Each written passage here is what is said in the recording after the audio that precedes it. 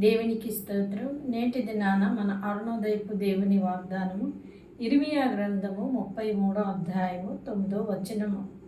భూజనులు అందరి ఎదుట వారు నాకు ఇష్టమైన పేరుగాను స్తోత్ర కారణముగాను ఘనతాస్పదముగాను ఉందురు. హల్లెలూయా.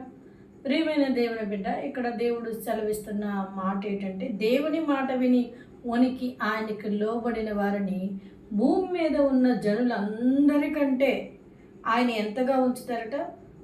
భూజనులందరికంటే నాకు ఇష్టమైన పేరుగాను. హల్లెలూయా. దేవునికి ఇష్టమైన పేరుగా ఆయన నిన్ను నిలబెడతారు. కనుక ప్రభునందుని విశ్వాసం ఉంచి వాక్యానుసారమైన జీవితాన్ని నువ్వు జీవిస్తే ఆయనకి ఇష్టమైన పేరు, నా పేరు పెట్టబడిన నా జనులని దేవుని లేఖనం సెలవిస్తాను.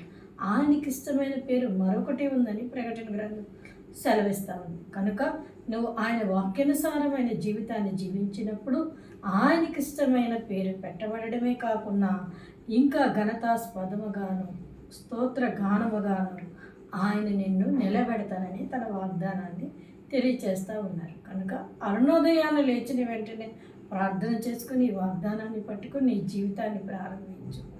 దేవునికి ఇష్టమైన పేరును నువ్వు పొందుకొని అనేకులకి ఆశీర్వాదకరముగాను దేవునికి మహిమకరముగాను నిలబడబోతున్నా. ఆమేన్.